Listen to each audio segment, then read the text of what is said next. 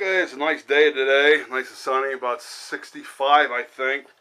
I got most of these stuff swept up out of here so I can walk around without tripping. Okay, what we're doing today is we're going to fix this back.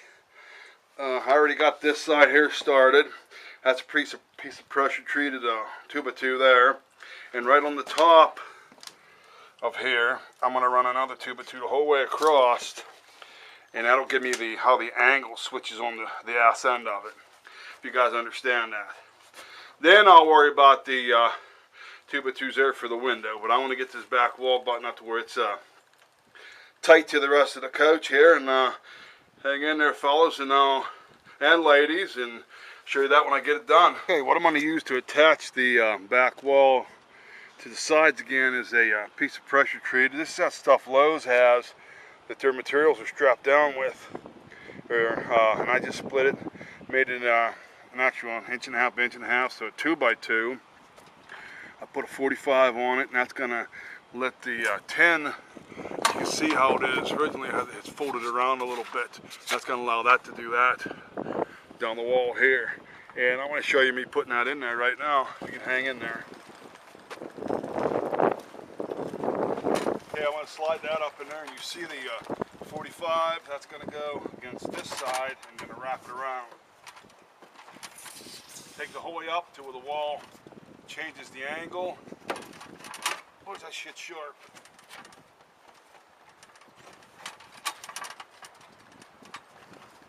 And that's about it there.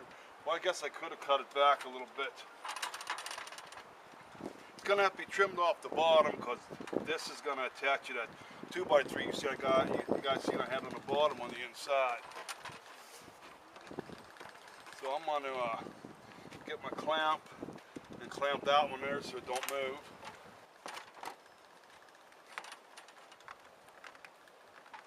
Okay, now I got a clamp to where I need it. Push the whole way back against the insulation on this wall, and it'll also be touching this wall. The insulation from this wall will be touching it also. Make sure everything's in.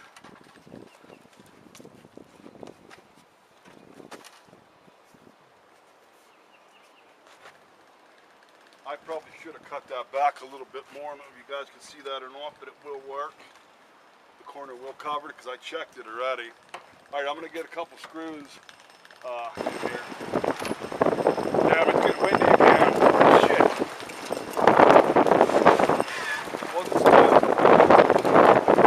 Okay, I'm going to put the gear in this hole to hold that. So I can pull that around.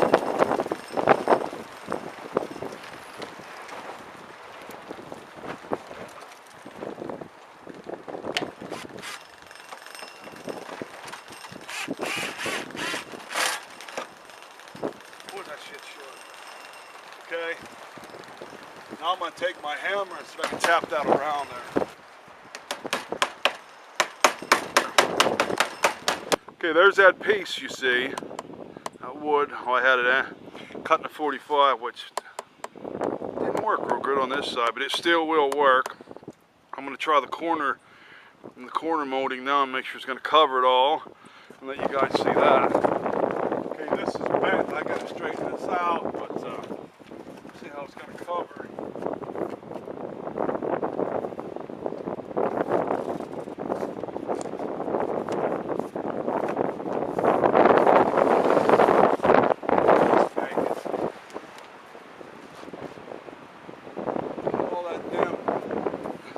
All this bent stuff on it. He had this wall bent up pretty good because it ripped the screws out of the wood. And I'm straightening the best I can with this wheel and cover the screws and so forth. I'm going to get that, they make Dicor, I believe, makes a corner seal tape that you run down here. See how this is smooth, there's very little texture to it other than here and here. That shit will seal perfectly. Then you do the center with your butyl tape, caulking or butyl tape itself, and when you seal that in there, when you screw this piece in there, guaranteed no leaks. Okay, you see that row of screws there with the pencil line the whole way along there, the whole way along the back, right below where the window opening is. I put a 2x2 inside, and that's where the the back wall changes an angle.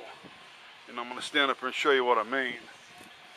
Okay, the wall comes down flat, comes in this radius, or excuse me, this angle here, then it changes and kicks in. Well, that 2x2 across there is going to let that wall do that again. As you can see, if you can see by the camera, it's starting to already. I can feel it. I'll take you inside now and show you what I put in there, well, what it looks like.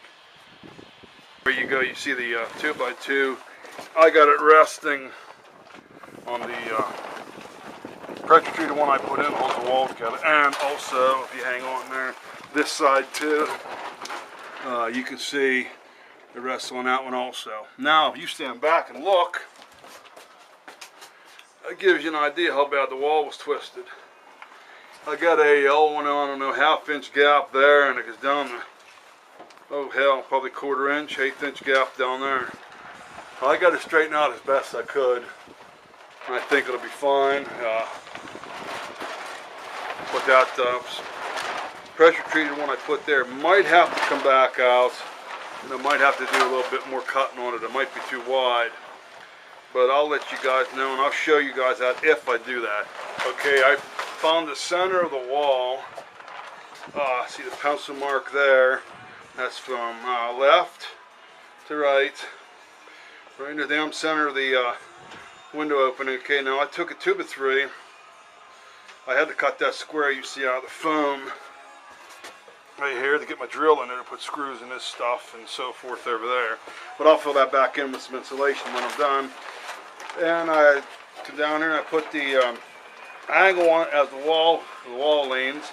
And I sunk some 2.5 inches in there into that 2x3. Like I said before, that 2x3 goes the whole length from left to right, the whole length of the floor to where that pressure treated piece of plywood's at, which I don't know what I'm going to do there yet. I'm going to just leave that and continue forward with the 3/4 inch for storage or not, because I'm not putting the propane back in there. The rest of the old plywood's going to have to get pulled out of here down to enough where it's thin enough for, no, I guess I don't have to, pardon me there. That's 3/4 inch and I'm putting 1.5 inches, so that damn old plywood can stay there. I just cut my slits in the foam, put my will be 2x2s. I'll put, let's see here, 1, 2, 3, maybe 3 on each side. That's just a quick guess. I don't know, I didn't measure yet. And the same with up there. I'll find the center, run that center straight up, put one from there to the top, and I'm going to run a 2x2 from that corner the whole way over to that corner also, which will give me my angle. Well, I can put my sheeting here, because this wasn't round. This just had a piece of plywood scabbed in here, say on a 45-degree angle. Quite sloppy, but it lasted. Well, I got the window frame just about finished. You see, I got a 2x2 there. I don't know what the hell you call it when you run a screw in like a toe now. That's how I did that one there. And that one up there. You got to drill them, or they will split. I took a small 1/8 inch bit and I drilled in an angle and sunk them right in there. And this side here, I could use the L brackets in this side, as you can see, because I had the room from the wall to here. Okay, now for the uprights, I got well, the pressure treated one was in there. And I got 2x3. I got 1, 2, 3 of them, and I'm going to do 2 more down this side, and the back of the wall will be ready to be pushed up and fastened when I get the very bottom of it's done, which I think is going to be a pressure treated 1x6 or some down along the bottom of the wall there, and that'll be that. Then for the top, it's not as bad as the bottom. I'm just going to put the cuts in the foam, and I'm going to do the center, and then on 16 inch from that side, and 16 inch from there to 16 inch, then whatever the center is going to be. So when I nail it, I'll have something to nail to when I put the sheeting on. This side here, as you can see, it is soft. So whenever this is a shitty bolt that's they put in for the awning, which is fucking coming off. Then I'm going to put the wood, as you can see the wood's missing there. Another pressure treated, cut an angle from there the whole way up through. to the top, and that'll finish that off. And then the back of the wall can be fastened and ready to put sheeting on, other than the ladder hole there. I'm going to put a piece of wood in there for the ladder hole to screw back into. Okay, for the corners, I had a piece of 2x6 and I cut 4 of them, as you can see, screwed into the center. It's a 3-inch screw. I don't know if it's going to work, so I might need a little bit of a radius on them. I don't know where the window goes to go in there, but yeah, that's how I did that one. Basically like the side window here, but these are much smaller. But I don't know, we'll see if it works or not. If it does, that'll real nice. That'll really tighten it down. It will not leak. Get them corners tightened down, because they never have nothing like this in the corners. It's just a damn big 90-degree squared off corner, and that's where the sealant just can't make contact hard enough to where it can seal the elements out. But yeah, that's where I'm at right now. I forgot to show you guys that. I just got them put in. I didn't get the other uprights here on the wall. Them's coming up here right now, and I'll show you them when them's done. All right. Okay, you can see I got the other 2 ends. I got 1, 2, 3, 4, 5 in. The end one's 6, and the other end one's makes it 7, right? 2. Yeah. Okay, now, like I said before, the little triangles you see cut out of the foam. All that is for me to get my drill in there to bolt and screw this stuff together. I will pack that with insulation once I'm done. But you can see I got the whole bottom done, and that really stiffened it up there. I got to do the top yet. I don't know if I'm going to do that today here or not. Still, I mean, freaking windy as hell out. But there you are, folks. The back wall is just about ready to rock and roll. All the rot and shit just about gone. Man. Good damn thing this thing was cheap's all I can say. I couldn't even imagine paying a couple grand for something like this, and then you rip into it and it looked really, I don't know if I showed you guys what this thing looked like before it tore into it. It looked really good. Really good. And then I noticed the gas cap. Okay, like I was saying, it looked really good inside when I got it. I noticed that the gas cap here was, I don't know if I can get in there and show you guys, but the gas cap here was sunk up in here pretty far whenever I got it. Letting me know that the wall had some issues. It sure shit did. It had the whole damn wall was rotted out. It's not anymore. The whole damn thing is redone. The whole thing, from the freaking, well, from there, whole down way back. I know the screws. I didn't know what else to do with to hold them uprights in there, so I put the screws in it. But I think once it's painted, you won't notice them as bad. And if you do, oh well. I don't really give a damn. But yeah, there it is. It really stiffened it up a lot. Now I got to do this corner here, and the other one also. Meaning tap that tin around this around the corner, this around that corner, and then reattach it. But yeah, it's yeah, the whole damn thing moves now. The whole entire coach moves now.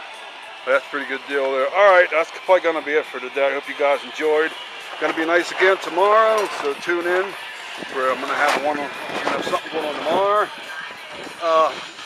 Probably gonna start on the other wall once I get the bottom of the back wall finished, which shouldn't be too much time. And thanks for tuning in, and stay tuned for more of this old camper, I guess we ought to call these things. All right, folks, thanks for watching. Bye.